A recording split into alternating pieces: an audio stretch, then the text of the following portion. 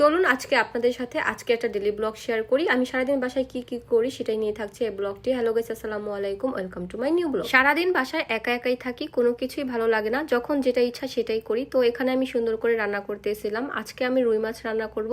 এর ভিতরে দেখি ওয়েদারটা পুরোই চেঞ্জ হয়ে গেছে। তখন বাজে দুপুর প্রায় 1টার মতো। এই ওয়েদারটা আমার কাছে অনেক বেশি ভালো লাগে। চারপাশ একদম অন্ধকার হয়ে গেছে, মানে এখন অনেক বৃষ্টি হবে এরকমটাই মনে হচ্ছে। আর এরই মধ্যে কারেন্টও চলে গেছে। আর এই খাবারগুলো ফ্রিজে ছিল, গতকালকে রাত্রে আমার আম্মু এগুলো রান্না করে পাঠাইছিল। তো আপনাদের ভাইয়া যা খাওয়ার খেয়েছে আর বাকিগুলো ফ্রিজে রেখে দিয়েছিল।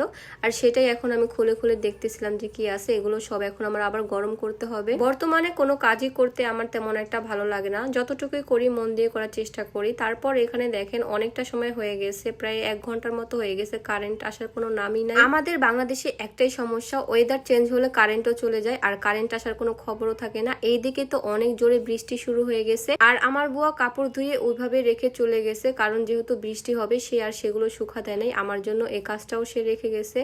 এরপর কি আর করার, গোসল টোসল করে চলে আসলাম। তারপরও কারেন্ট আসে নাই। প্রায় 1 ঘন্টার মতো বৃষ্টি এসেছে। এরপর দেখলাম যে রোদও উঠে গেছে। ভাই এটা আবার কি রকম, মানে কিছুক্ষণ আগে বৃষ্টি, এখন আবার অনেক রোদ। এখন বিকেল 4টা বেজে গেছে, কারেন্ট তো আসেই নাই। এর ভিতরে আপনাদের ভাইয়াও চলে আসছে দুপুরে খাবার খাওয়ার জন্য। তারপর সে খাওয়া দাওয়া করে চলে গেছে। আর এখানে আমি খেতে বসেছি। আমি মিষ্টি কুমড়া দিয়ে চিংড়ি মাছ রান্না করেছিলাম, সেটাই খেয়েছিলাম।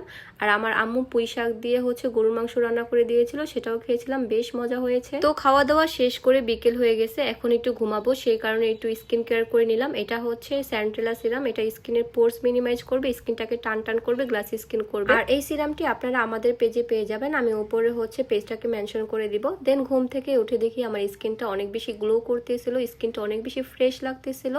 দেন কিছু ফ্রুটস খেয়ে নিলাম। এখানে আম ছিল ফ্রিজে, আমার আব্বু পাঠাইছে, তো সেটাই খেয়ে নিলাম। এরপর আমাদের বিজনেসের কাজ ছিল, সেটাও করে নিলাম। তো ঘরে বসে কি আর করার, একা একাই কাজ করতে হয়, সারাটা দিন একা একাই কাটাতে হয় আমার। তো অনেকক্ষণ ওয়েট করার পরে আপনাদের ভাইয়া চলে আসছে। আমি বলতেছিলাম আমার আজকে অনেক বেশি লুচি খেতে ইচ্ছে করতেছিল। সে আর কোনো কিছু না ভেবেই আমাকে বললো তুমি রেডি হয়ে নাও, তোমাকে নিয়ে নিচে চলে যাব এখন। তারপর সে নিচে এসে গাড়িটা বের করে নিল। দেন দুজনে মিলে চলে যাব এখন জিঞ্জিরা। জানি না জিঞ্জিরা লুচি আছে কিনা, তারপরও আগে জিঞ্জিরা যেয়ে দেখবো। দেন আমি কাবাব খেতে চলে যাব জনি টাওয়ারে। রাত্রেবেলা বাইকে ঘুরতে বা রিক্সায় ঘুরতে আমার কাছে বেশ ভালো লাগে। অনেকদিন পরে বাসা থেকে বের হয়েছি, এখন তো বাসা থেকে সেরকম বের হওয়া হয় না। তো ফার্স্টেই আমরা চলে যাই লুচি কেনার জন্য। তো এখানে আমরা ফাইনালি লুচি পেয়েও যাই, কিন্তু তাদের কাবাব গুলো আমার দেখতে একদমই ভালো লাগতেছিল না। তাই লুচিটা নিয়ে আমরা এখন চলে যাব জনি টাওয়ারে। তো জিঞ্জিরা থেকে আমরা 4টা লুচি নিয়ে এখন চলে যাচ্ছি জনি টাওয়ারে। তো আমরা আজকে যাব জাফরানের কাবাব খেতে। বর্তমানে আমি সেরকম কোনো মাংসই খাই না, চিকেন হোক বা গরুর মাংস যেটাই হোক না কেন আমার কাছে ভালো লাগে না। বাট কেন জানি হঠাৎ করে আমার অনেক বেশি লুচি এবং তার সাথে কাবাব খেতে ইচ্ছে করতেছিল। তো ফাইনালি আমরা চলেই আসলাম। আর এসে সাথে সাথে খাবারগুলো অর্ডার করে দিই। আপনাদের ভাইয়া এখানে নিয়েছিল বিফ মশলা আর আমি নিয়েছিলাম চিকেন রেশমি কাবাব। খাবারগুলো বেশ গরম গরমই ছিল আর খাবারের টেস্ট বলতে গেলে ভালোই ছিল। আমরা যেহেতু লুচি নিয়ে এসেছিলাম, তো আমরা এখান থেকে আর কোনো কিছু অর্ডার করিনি,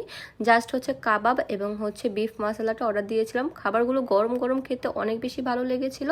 আমি তাদের মেনুটা আপনাদের এখানে দেখাই দিলাম। তো আজকের মতো ভিডিওটা এই পর্যন্তই।